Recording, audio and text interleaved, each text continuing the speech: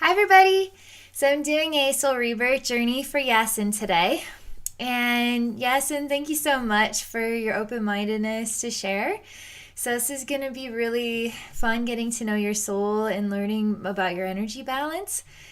And I'm going to go ahead and share what your goals are for the work, and then I'll get connected and we'll see where spirit takes us. So, you say, my goals are to heal where I'm stuck, to choose empowerment, overcome fear, and become who I'm meant to be. I have a heavy energy. I believe it started in early childhood. It sticks to this day and promotes unhealthy behavior, thinking in me, and attracts icky stuff. I'd like to be able to deal with the root of this. So I'm going to go ahead and relax and get connected to your spiritual atmosphere.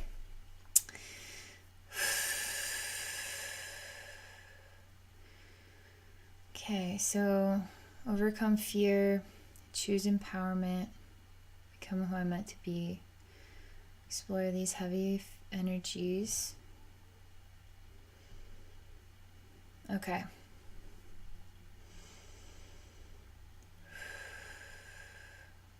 Okay.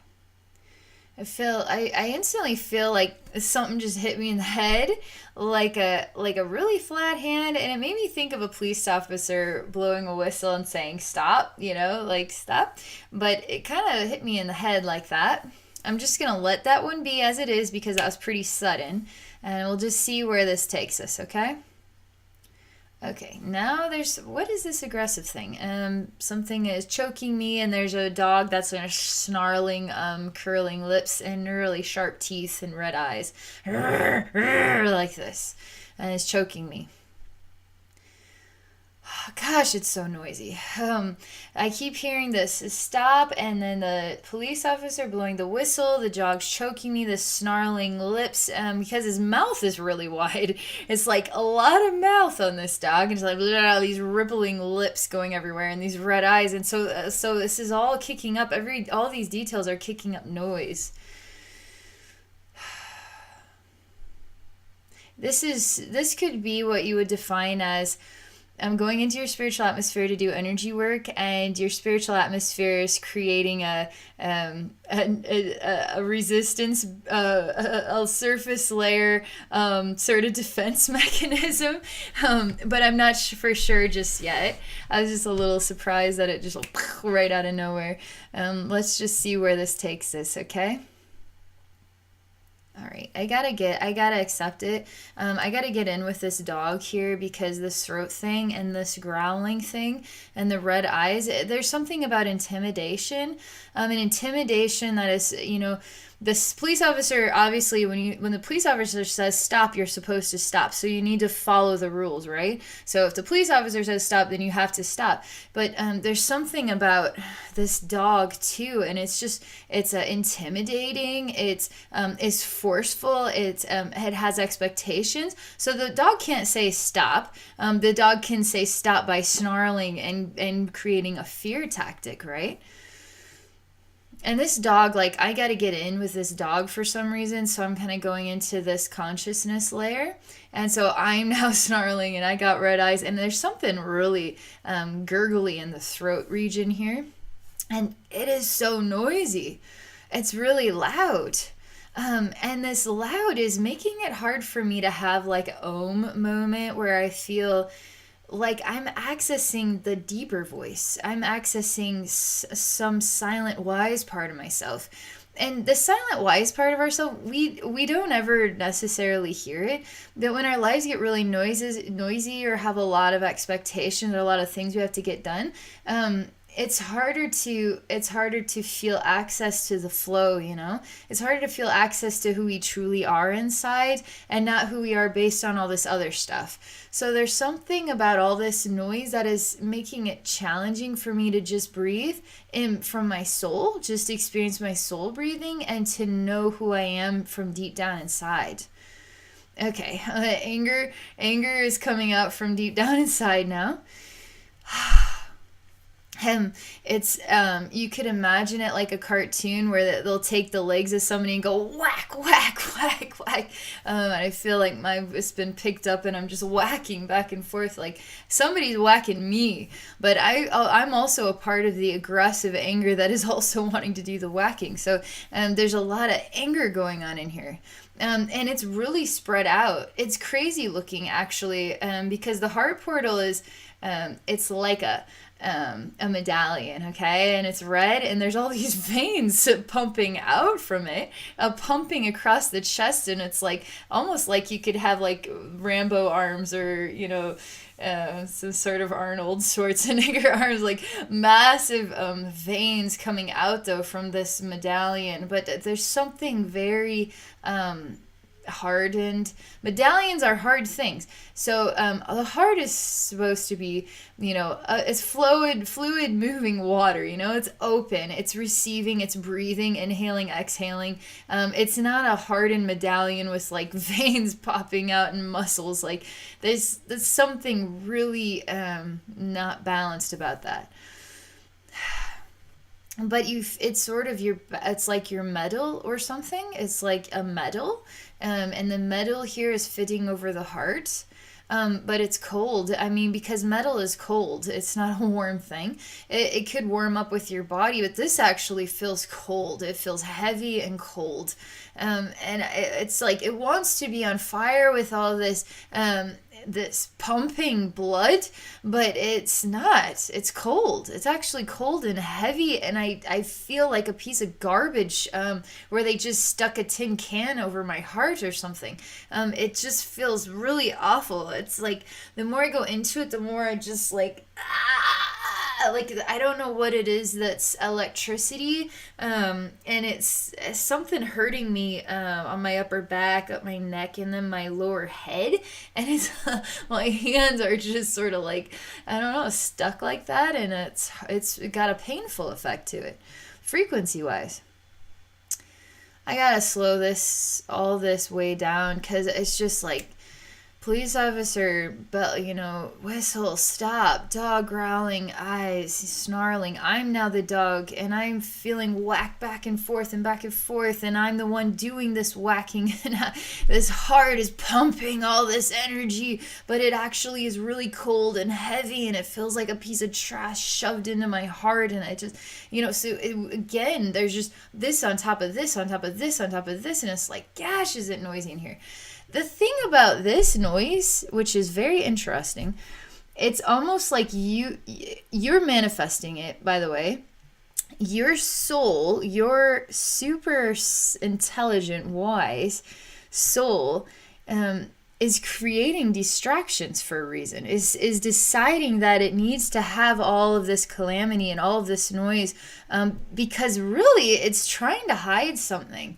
And if you can't hear it, if you can't access whatever this is, then it's doing a good job. It is so ridiculously afraid of me accessing whatever this quiet thing is deep down inside yourself, that it's like layer upon layer upon layer upon layer upon layer of noise. So the surface of your spiritual atmosphere is actually really noisy. And the noise is really kind of a tool or a tactic to create distraction from where the real value is, from getting into the real value. But why? Oftentimes when we try to distract, we create distractions from accessing the real value, it's because we're afraid, because the real value was hurt, or it was shut down, or something said no.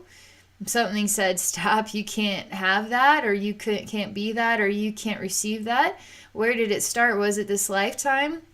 I know you said something about childhood, but this could even go from somewhere even further before childhood. Like in your infinite spiral, it could have started a long time ago, and now you're creating some sort of similarity in this lifetime that is attracting this frequency so that your soul can work through it and release it properly. And once that happens, man, the knots go away and you just start to feel glorious and the sound isn't there anymore. I'm gonna tell you what, you're gonna be feeling really good when I get all that noise out of there and we get into this deep thing. You're gonna feel way more peaceful, way more like who you are, okay? And it's gonna feel great. It's gonna be like the first day of your life. It's gonna feel really awesome. Okay, so there's an awful so a couple things. There's something about a silvery marble, like a silver a metal marble. I feel one in the upper gut and in the heart and then in the throat. So anger is attacking me again. It's okay. I'm just clearing out, getting through the layers here. It's very protective of these silver balls. Very protective, and it's insisting that it knows what to do. And these silver balls are exactly where they're supposed to be. And I don't have a right to be in here. How dare you even think of crossing into my space and telling me what to do? So there's a real control freak in here. That doesn't mean that's who you actually are as a human being. That just means that your ego is playing a role here and resisting transformation, okay? Okay, now it's just like yelling at me. And it's just a million things that I'm doing wrong and I don't know what I'm doing, and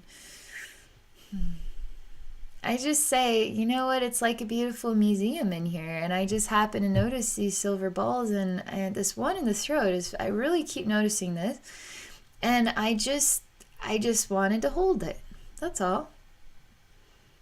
Okay, there's a dragon, echo of a fierce, ferocious, awful dragon coming out of the head and going backward like a snake that's kind of pulling back and then going to kind of lure in something scary, but it's a dragon. A lot of serious anger, energy, anger, and in the mental body, in the face, in the head region, and it's connected with this throat ball. Oh gosh, the anger is just like a lion that never stops roaring. Your ego is really, man, it is really saying no to me. That's okay though, because ego gets tired, just like everything in this world. We're changing every second of the day.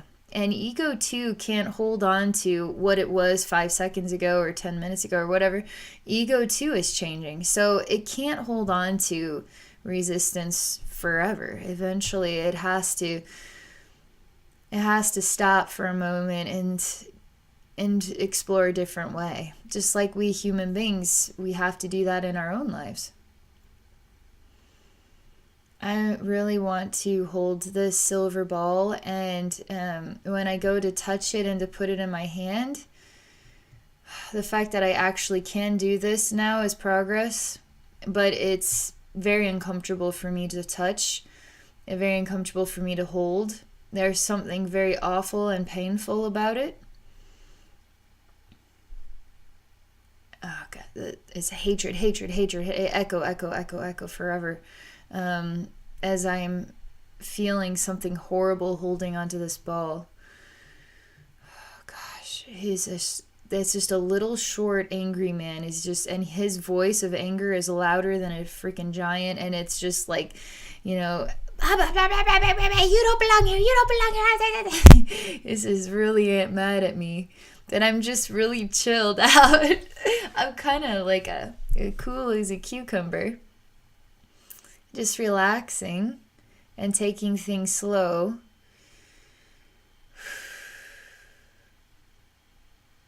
I remind him of what that feels like. And for some reason, I go to touch his heart, this ego, but instead I touch him on the nose. And I reveal to him something that is peaceful and happy. And it has to do with being a kid at the beach. And this beach isn't necessarily like a tropical beach. It's more like it's got a colder climate, but you could enjoy it in the summertime. It's not necessarily a hot environment. But it could be very fun for a kid to play in the sand and what might be a lake instead of an ocean, like a really big lake. I don't know why, but this memory comes to mind, and I feel like a child, and I feel really immersed in some imaginative experience I'm having with the sand and the water and this moment.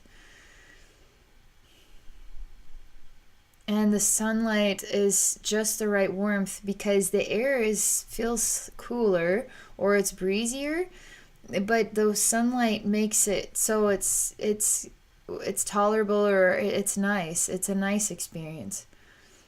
And I keep feeling or experiencing the sun as I'm focusing on this imaginative moment. I'm even talking to myself or describing how I feel with myself as I'm moving sand and water. Okay. I am continuing to emanate this vibe into this short, angry man who is running this place. It sometimes I've seen another ego look like the George, the Jetsons boss. He kind of looks like the Jetsons boss as well.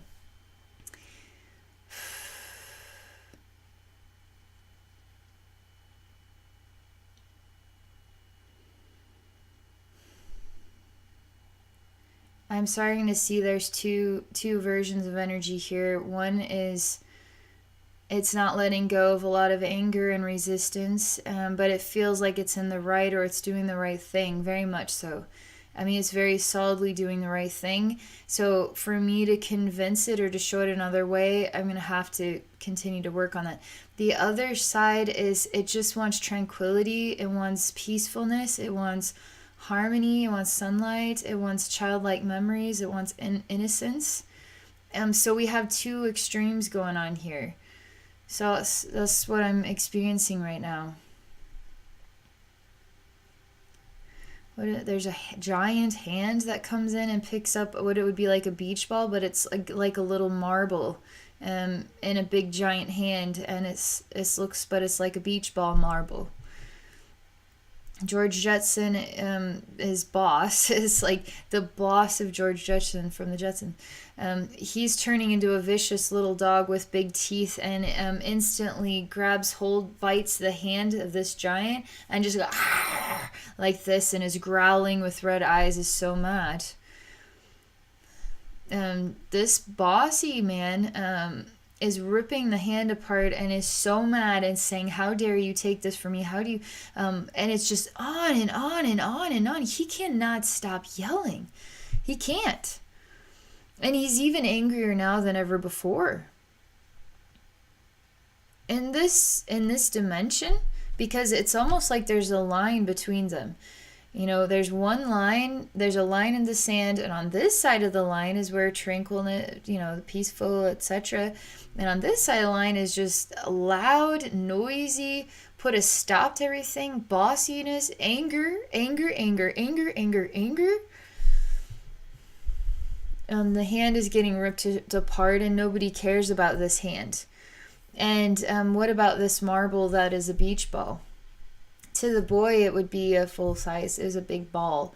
But that was not what he was playing with. He was playing with the sand, but it sort of manifested all of a sudden. The hand is hurting really bad, and there's lots of pieces of it ripped off. A lot of the flesh is ripped off. And this dog is still going to town on it, ripping it apart. And the question is, what is the true value of life? The true value of life. It's interesting because they don't necessarily say that it's not, that it's only this peaceful, innocent, happy moment. They don't say that it's only that. And they also don't say that it's only chaotic and loud and noisy. They say that it can be somewhere in between. And they show me a heart is in where the line is drawn in the sand. There's also a heart drawn in the sand. And the heart then is between the peacefulness and the sort of the love and the chaos.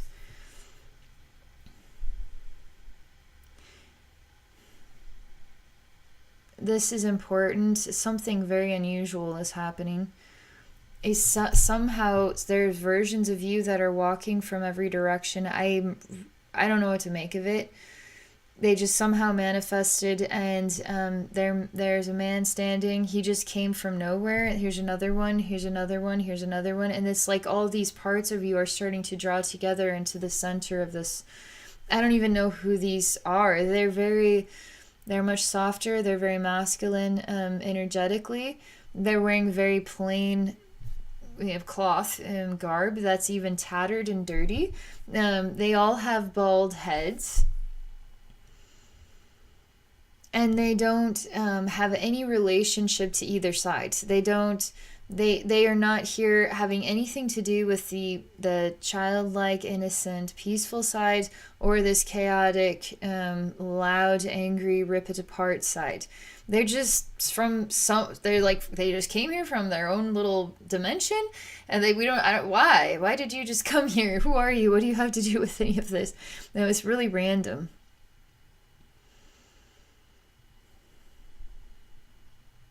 There's more and more. I mean, they're multiplying. There's like 40,000 of them. I mean, there's another one. There's another one. There's another one. There's another one. Oh my God, there's like 10,000. Oh my God, the whole beach is covered in them.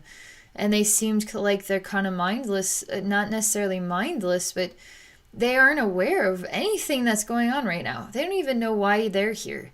They don't even know where they came from. They don't even know who they are. They're just walking around, and that's it.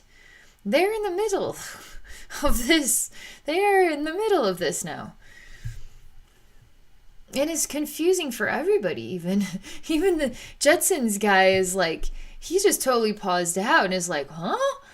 The peaceful side, it just, I guess it's still kind of there. It's just not really acting out or doing anything. It's just kind of in its own zone.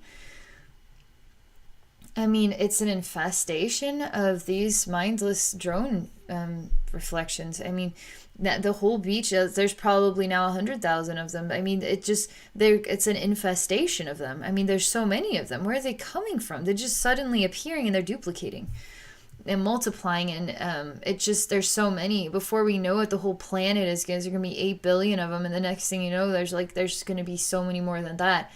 There's not going to be any room for anybody. They're going to be living in the abyss of the ocean. They're going to be in every square inch or whatever. There's going to be so many of them.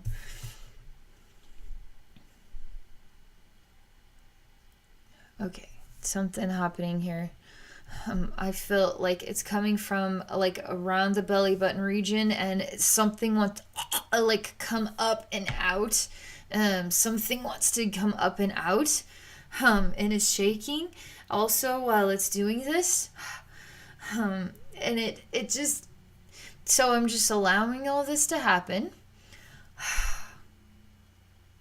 It takes something really massive. You can imagine it like a giant helmet off. It's even kind of dipped into the back, and it's just lifting it off the head and out. The eyes are spinning, go whoa, whoa, whoa, and you hear like a sound of like a ball bouncing for both the eyes, and then a shake of the head, and it's got a cartoonish sound about the like cheeks are flapping or something, and the ears are bothering me now. Ears bother me a lot right now. And I feel like I'm both human and duck, and I feel like my body is transforming or morphing, and I look like a freak. I look like a human duck, but I also feel kind of numb or empty as this form, and I don't have a feel or an inspiration to flap my wings to fly. I will say the duck is pure white feathers. But it's all duck body and a man's face with a bill for his mouth. And there's sadness in his eyes. There's ugliness as well. He feels that his purpose is to be somebody's dinner. So he's anticipating that his head will be cut off and then he'll be defeathered and be on somebody's dinner plate. But he is accepting of that purpose. But until that purpose takes place, he feels sad within himself of his purpose or identity. He starts to look around and is so noisy and so confusing here. Is it peaceful? Is it mindless? Is it chaotic? Is it an infestation? Is it the ocean noises that I want, or just the peaceful beach experience? Where am I? Who am I? I feel lost. Okay, some sort of giant black crab is coming out of the ground, and it is this higher size of this beach. This beach could be several miles long between these two rocky edge points. It's a giant black crab, and the crab is ready to just cut it all to pieces and just start over again. He'll start with the duck man, just to put him out of his misery. All this infestation and the peacefulness and this odd, bossy guy that slash dog slash policeman. Everything's got to go. The crab just wants to cut it all up into pieces, and we'll just start over again. I say, whoa, whoa, whoa, whoa, whoa. We never do that. We don't. Clean slate, believe it or not, it feels like a great idea, but if you haven't brought balance to what has manifested all this other stuff, it's going to come back in some new way, in some new version. So, Black Crab, you need to just not do that. And we need to go through every one of these individually and understand why they're here, understand their value, because every one of them is valuable. If you're cutting this up as though it's lost its value, it's a frustration, it's a pain, it didn't work out right, it's a robot gone bad, so we just need to destroy it and we'll start fresh. But we're not talking about a robot gone bad. We're talking about you here. Yasin, we're talking about you here. And we're not going to cut you up and start over again, because you're perfect as you are. And as you are is beautiful. So we need to understand why these frequencies are bubbling out. And we need to see them, every single one, and bring them into harmony, and then bring them back into you. So you can start moving forward, feeling some peacefulness, balance with the love and the chaos. Because all souls, we talk about the dark and the light. And then usually the dark is the evil and the light is the good. But dark and light can be good, and dark and light can be evil. But so really we're bringing to balance the chaos and the love, okay? So we're going to bring this all into balance. Okay, Crab now is starting to have the authority here, not me. I don't have any authority here, and I don't know what I'm talking about, and I don't get to decide. I'm not in charge here. I don't get to decide. And I'm starting to discover that this bossy it's almost like is absorbing into the black crab and is starting to take control of everything again.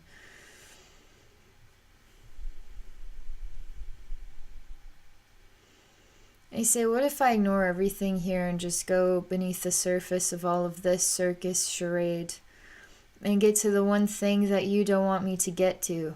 What then? What are you going to do then?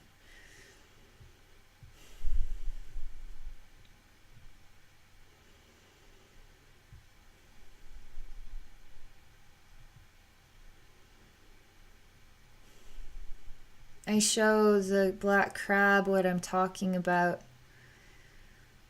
And what you're manifesting, your wise soul is manifesting all of these different directions, all these different places to look, and all this stuff at the surface. And it's just all illusion. Everything is all an illusion here. And now that you're going back into the crab, I'm realizing that it's just more of the same stuff, more of the same diversion. And I need to get to something serious.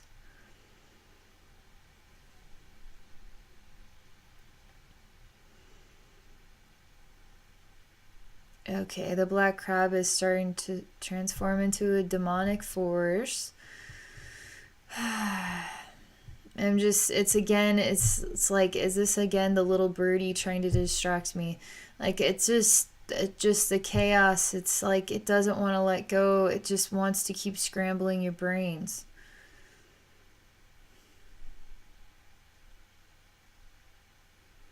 I'm gonna just close my eyes and I'm gonna find my own way. I just do that and I just walk away from everything we've seen thus far. I'm gonna walk straight into this sort of cliffside behind me. There's sort of a beach and then a cliff-like area.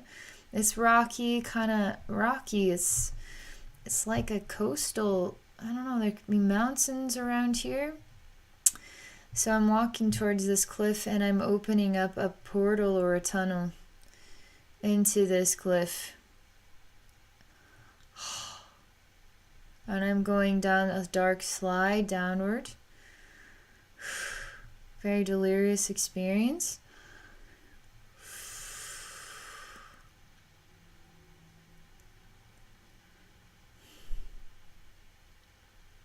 I'm just going to continue to walk straight ahead or walk downwards, whichever direction, but I'm going in the direction of that deep value, that all this noise is distracting from me reaching it.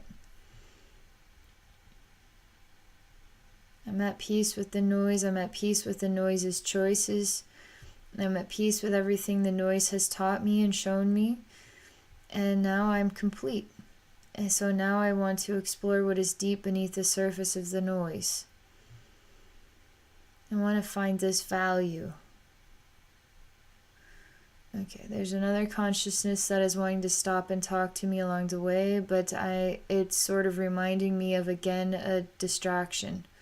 It really does not want me to go down here. How in the world did it? I mean, you got this thing on lockdown. Whatever it is, I will find it.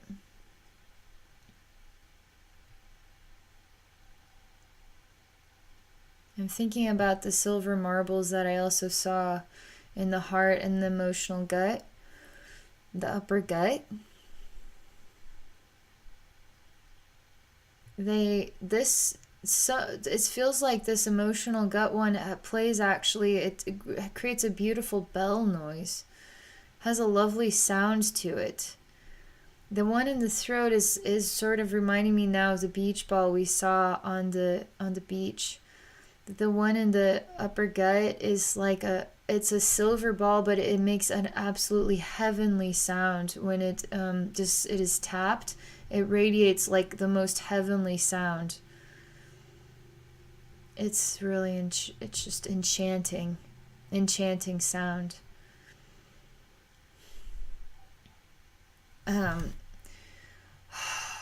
Something still is something like I gravitating towards it because it is so beautiful, but where's the meaning of it? Because there's nothing else here. How come nobody else is here enjoying this beautiful sound? How come there's nothing here? Why are you all alone?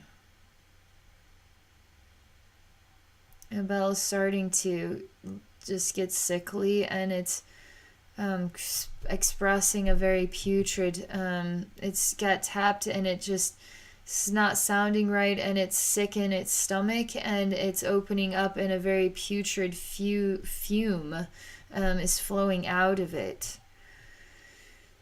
Oh, it gives me a stomach ache. And the throat sort of activates, and I want to throw up. And the throat and the upper gut is asking, where is the heart?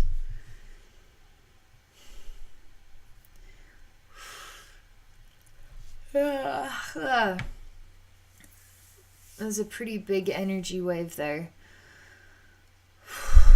And we're getting very dense, and we're going really heavy here.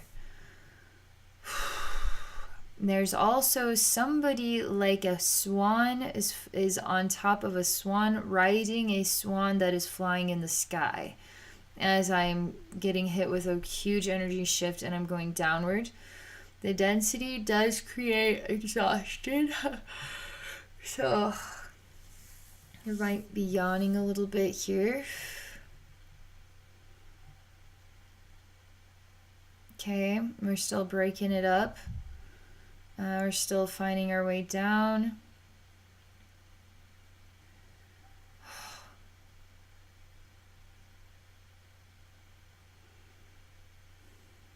There's something weird about, I feel like I'm having to find my way through the like the air ducts of a business building.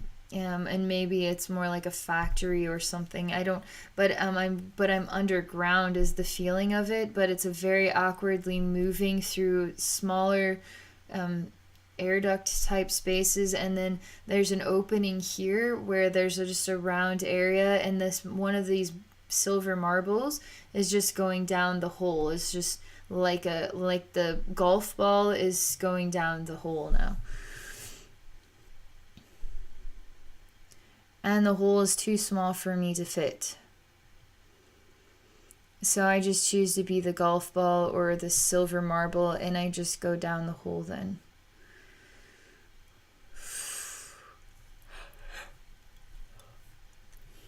It's very dense.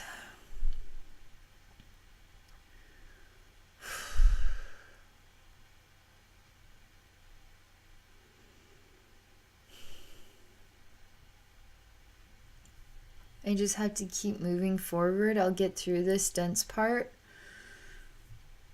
and it'll feel like instantly better. So you could imagine that you have an energy layer that's just sort of like, it's so dense, and I mean, you could imagine it like hardened butter, and you trying to watch, it's like frozen butter or something. Like you can't, it's like not smooth, it's not soft, it's not easy to get through.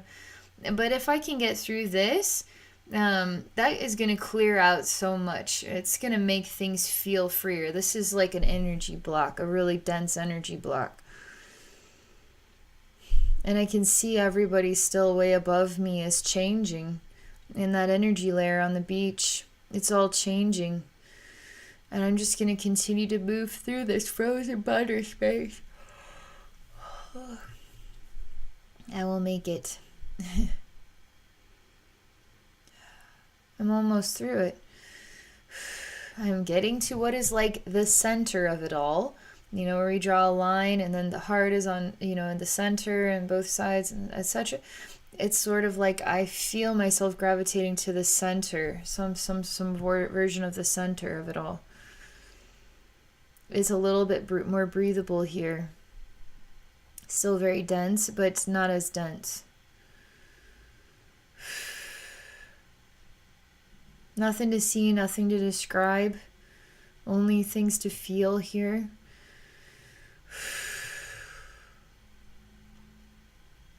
I ask, where am I going? And it's not where am I going in this journey, it's where am I going in life. So it's you asking this question. Where am I going in life?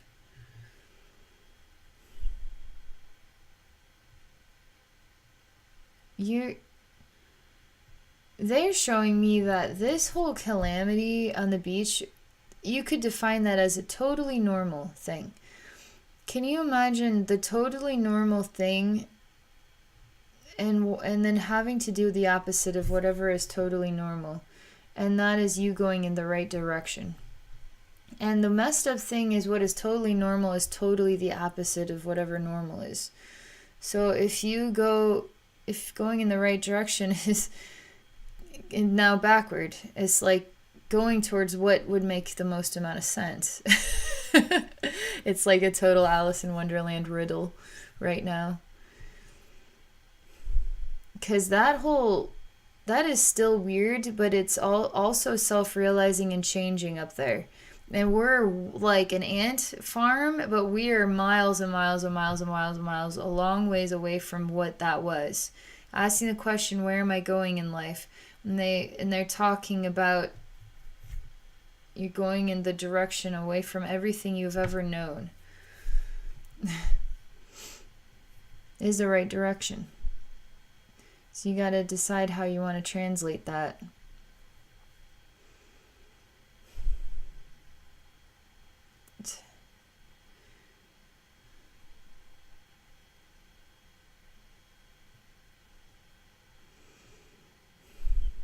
they're telling me a story about an unknown experience, as in, it's kind of reminds me of like The Hobbit or Lord of the Rings.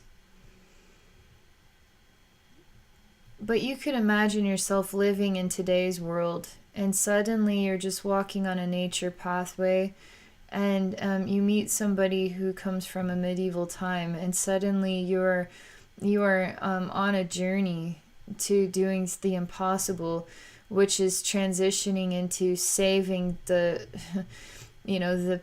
all the world, all the Lord of the Rings world, from the chaos.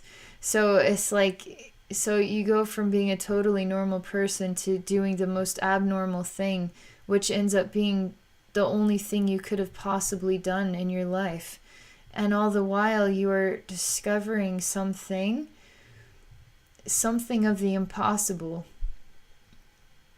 And believe it or not, this sounds strange, but this may sound strange because they haven't shown me a lot as in the way of childhood here, or maybe they have, and I just don't know that this is translating into something that would make sense about your childhood. But they're saying that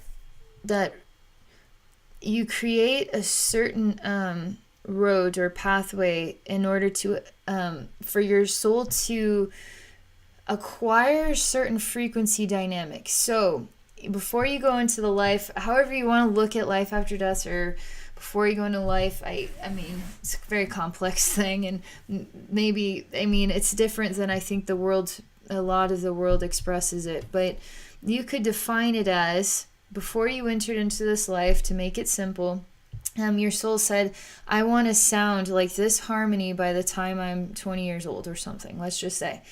So in that way, you knew that to create these certain sounds, this symphony of sounds, you'd have to tweak these chords, and then allow those chords to transition into now using including drums and a saxophone, and then transform those sounds into and then merge it all together so it sounds really out of tune, out of balance, and then I want my symphony to sound like this by the time I'm this age. And the only way to do that is to have certain lineup of scenarios, okay? But the only way to be the most magical version of you could possibly be is exactly as it has been. So you are actually right now the most magical version of you could possibly be. I know that sounds weird because you're coming to me for help to create balance, but that is what they're saying right now, okay? They're trying to help me understand in a different way. You have somebody who is a really preppy girl and came from lots of money and has access to really fancy clothes and is very attractive. And then you have somebody who's like Dungeons and Dragons, wears glasses, loves potato chips, has a weight issue, and plays computer games, etc. Something like this. Now imagine switching roles where this, rich, attractive girl is now in this other body suddenly. That wouldn't make sense. How would that possibly make sense to anybody, to even her, to now who got switched to the females world? Like, everything about it is turned upside down, like in Alice in Wonderland, but it's actually all makes sense. It all makes sense. I know it.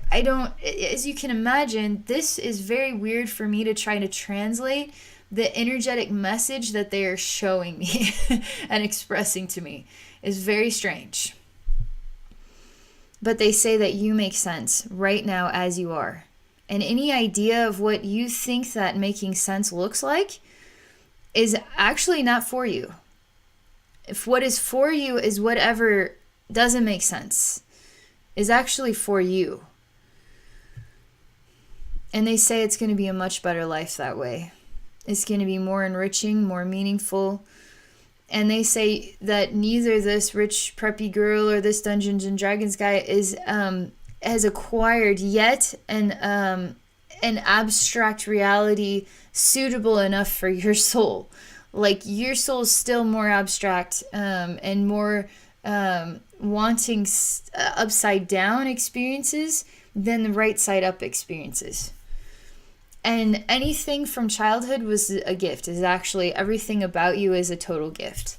And the minute you start to say, I am a gift and I am exactly right now, somehow this is going to trigger some eruption of power and self-awareness and hankering into something than you've ever known before. Something about you saying, I've always been this way. I think it comes from childhood. It's rooted. I want to know more about it. And oddly enough, it's sort of like they're telling me the moment that you just own it and you own the density and you own all this stuff and say, you know what? I'm a dense guy. I'm a dense person. I had these experiences.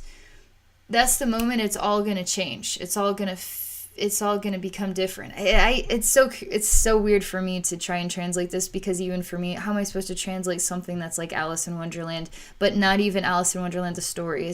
I don't have any tools, any grip to hold on to in order to translate what this topsy-turvy message for you, which is also part of the message, they say. Your soul likes abstract and your soul likes upside down things.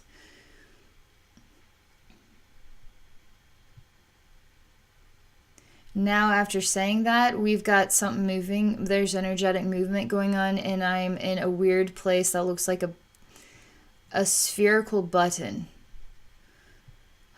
And it sort of reminds me of a belly button, but it comes outward, and it's like a dome. And it's really the whole place is glowing in red color. So not only is the button glowing red, but everything is glowing red.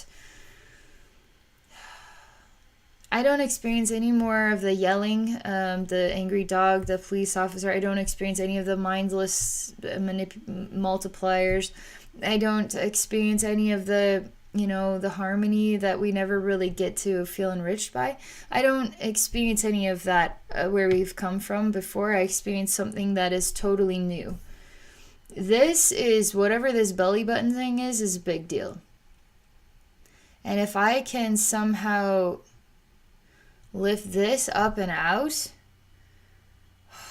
something's gonna change here.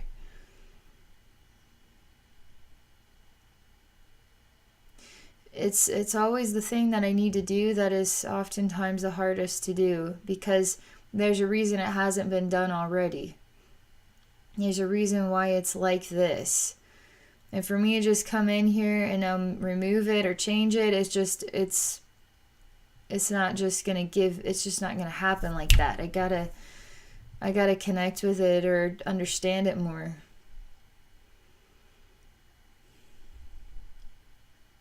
It's quiet in here, actually. That surprises me. It's just so amazingly quiet in comparison to where I was.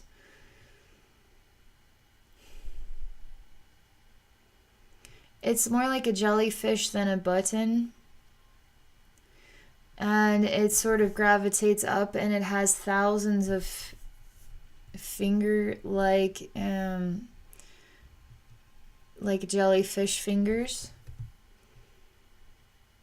And when it moves upward, I feel like I'm breathing in my throat, and I feel weird in my heart, a weird feeling in my heart. This jellyfish is sort of imprisoned in here. I feel there's chains involved that is like shackling the jellyfish somehow in this red space. It's also very much so slowly moving like a jellyfish. Just sort of moves on the waves kind of thing. And that jellyfish is crying. And nobody loves the jellyfish. Everybody wants the jellyfish to go away or to be put away. Wants to put it in a box, and then we forget about it. We'll just forget about it. I don't want to be forgotten about, the jellyfish says.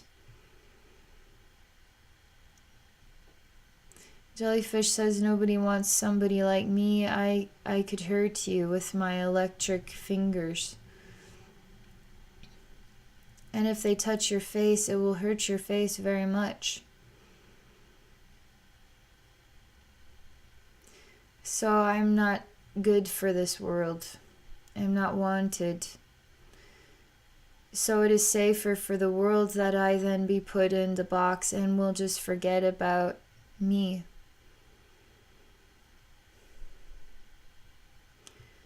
I feel like bringing in this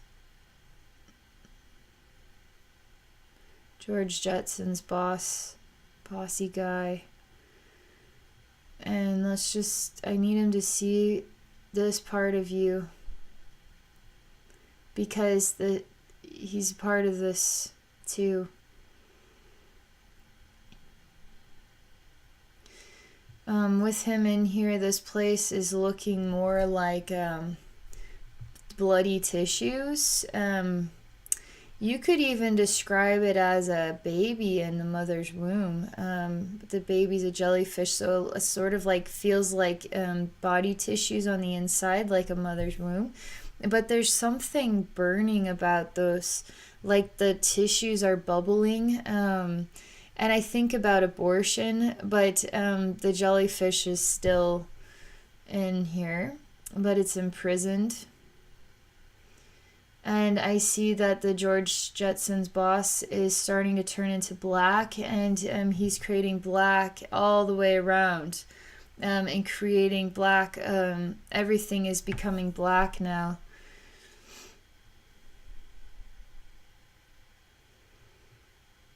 He says, my purpose is to destroy everything. I say, no, it is not. If you destroy everything, you destroy yourself. And I show him that he is this jellyfish. And now, what are you going to do?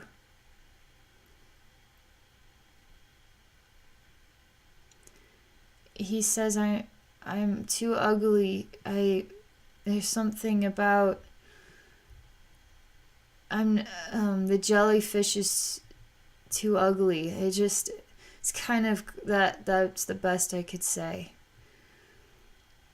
The jellyfish starts to turn into a female energy, and everything starts to lighten up in here, and her fingers then are touching this little man's face. And she's going to give birth to a baby. And she's starting to glow with light as she gives birth. And it's no longer black in here, but it's it's beautiful, like a mermaid type place. It's like a teal blue water and underwater, like growing tropical plants or something. It's like a beautiful tropical underwater world. And it's very pretty, and it makes me think of mermaids.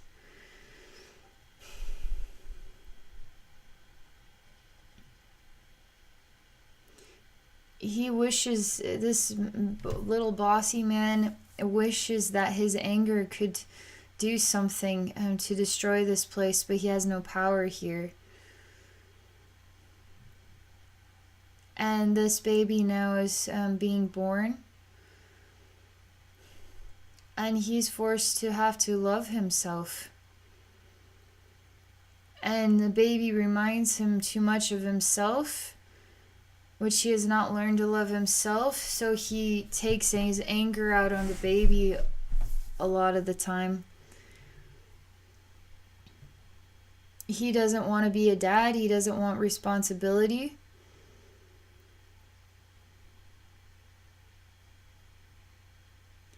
The mother is sort of starting to die, but she's always happy and peaceful. But I see that her essence or her light is actually like she's going into a natural death.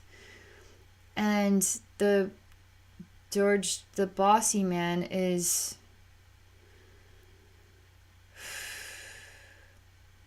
even more responsible for now a reflection of himself.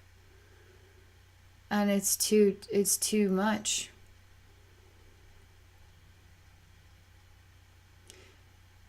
he can't take it. He can't tolerate it. He's screaming. He's burning on fire. He's freaking out. He's simply looking at an even smaller, little, tiniest little thing in his arms. He's freaking out. But he has no power here anymore. He can't do anything. He can't change the water black. He can't manipulate people. His anger can't cut things up and throw them away. He just can't do anything now. Because he has a responsibility that matters. And it's about love. And he can't throw the baby away. He just can't do it.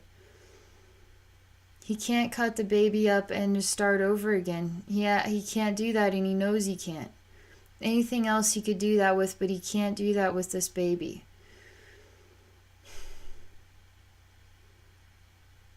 He's just still in anguish. What do I do? Why has this happened to me? The little baby boy is wondering where his mother is. He feels the soft and feminine side of himself is his mother, and this angry, bossier side is his father. And he wonders if he is beautiful.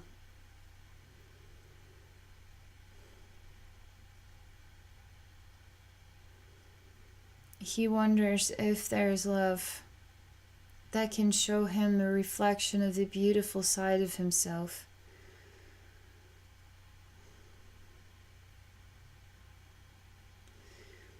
Everybody, like the spirit realm, is all wanting to see this space dissolve and to open up to something brand new.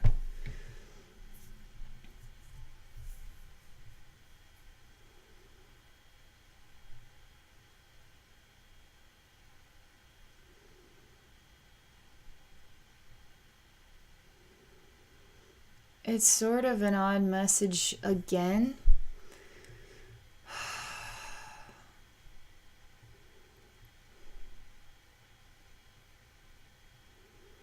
The odd message is, what if,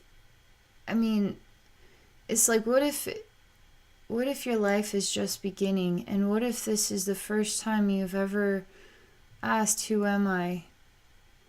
And found an answer that didn't make sense. And the answer was actually the correct answer. Because who you are is so abstract that how is it definable in our world? And that is what you need to cherish about yourself.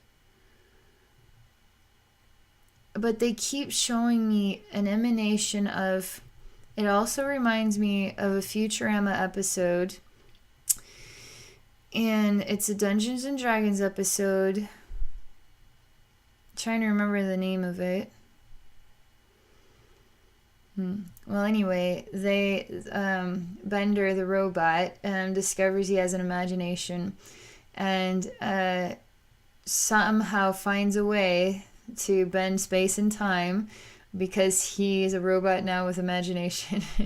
All the while there's other things going on that creates another dimension where everybody is taken into like a Dungeons and Dragons world, and they have to solve this great issue, this great problem. This is this sort of an interdimensional, like, parallel issue between their original reality and this new created Dungeons and Dragon reality. So they have to go solve this in both timelines, actually. And somehow it keeps echoing what is like The Hobbit or Lord of the Rings. Like, we see you, today's man. We see you, and entering into a parallel universe that somehow things are similar but totally different. And now you have to solve a problem that goes beyond your imagination of anything that could be reality, but you have to find yourself in the experience, and you have to do the impossible and most unthinkable things, but you end up becoming a hero and somebody who is praised and so much gratitude and reverence towards you, and you save the world. So that's what they're saying to me about you. You want to talk about abstract. I usually get a message that people can relate to. This one is meant to be like this. It's meant to be complicated. It's meant to be a weird thing. But that's kind of cool. And in its own right, I think that's what makes the imagination special, for instance. Because it is the unthinkable that is so. It's sort of like the unthinkable reality that's so even hard to imagine. And then to be a part of that unthinkable reality and to discover a part of yourself there in a big way. And to go through that experience of life. Now, the oddest part about this conversation is what if that abstract world is Earth and the human race? And you're doing something unbelievable, something abstract, something upside down. As I think a lot of us who really are on a spiritual pathway, we see the world today as so backward. You can't create a thriving, balanced environment by destroying it and supporting a greed and like money is more important than the human race. Money is more important than planet Earth. Money. Because if we can have things now, who gives a shit if we don't have anything in 50 years? Because I'll probably be dead and it doesn't matter. So the whole world is really backward, you know? And so there's something you can imagine that maybe that world is here. You know, maybe your soul is at peace with everything exactly as it is, as complicated as it is who you are. Abstract. So I think that's a total compliment. I think I'm abstract too.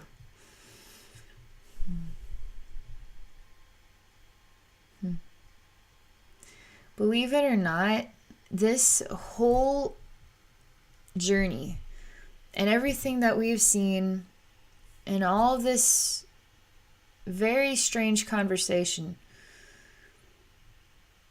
is bringing me to a frequency pattern that is,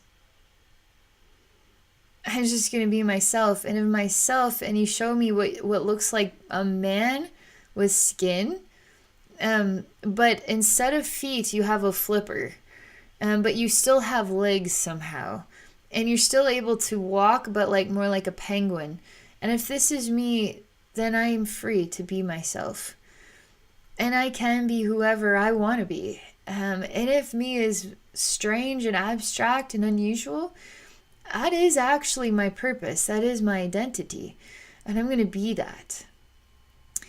Kind of on another level, it reminds me, you know, people who are super, super smart, really, really smart, and want to develop psychic ability, but they can't get out of their logical head. And it's like, but you know what? You actually are meant to be smart. And that's not a crutch. That's not like an ailment. That's actually your divine gift. That's your blessing. That's your purpose. So you work with your intelligence, and now you find another way to access some creative insight without let your mind get in the way. And that when you're able to conquer yourself in this way, gosh, you're going to be powerful. You already are powerful just being smart as it is. Like own it and continue to build on that and grow. And that's what life is about, you know?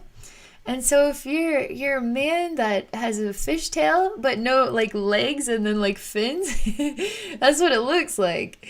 And he looks kind of like a walrus face. And he has skin, but he doesn't have any fish scales or anything. I'm like, you gotta go with it. This world isn't gonna understand it. Nobody in this world is going to be able to understand it. But just be that. That's exactly the abstract you are supposed to be for this world, to help us. To help us love abstract, love different, love that. Alice in Wonderland, upside down vision.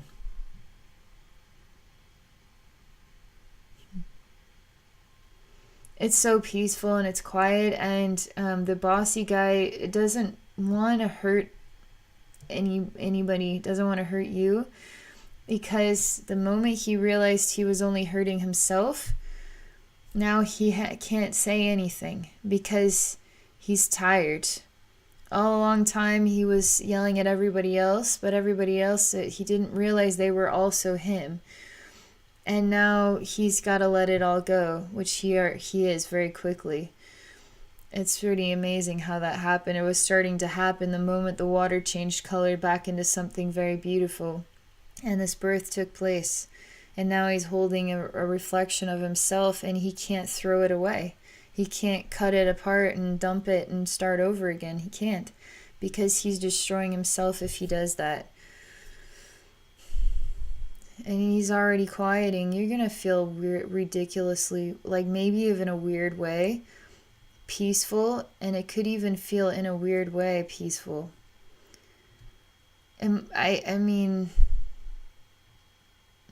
a moment that you can't put your finger on, but you know it's better than it's ever been before. That's how it feels right now.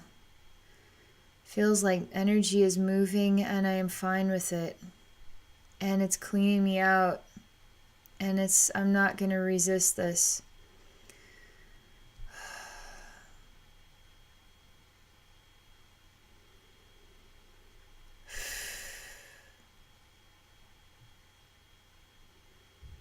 So that's all I can share.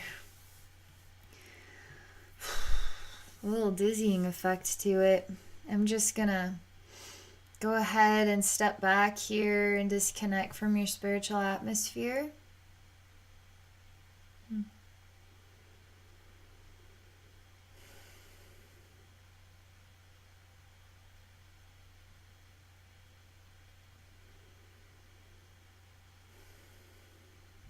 So I'm disconnected now from your spiritual atmosphere. I was in there quite a ways. Alright, a little delirious still. Thank you so much for this very unique experience. It's always an honor. Like, I really like getting to know the emanations from other souls and what other souls are working through, and to feel that. Because it's different for everybody I do energy work for. Is totally different, new experience.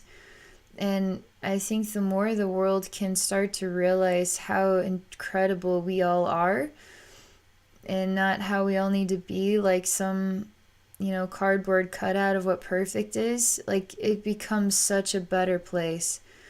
Because an abstract world is us appreciating each other for the weirdnesses, for our personal likes and dislikes, and just acceptance, of diversity of soul and personality, but on a deep and loving and happy level.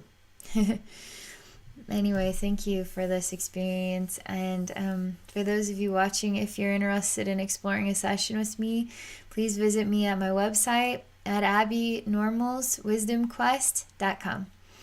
Have a great day.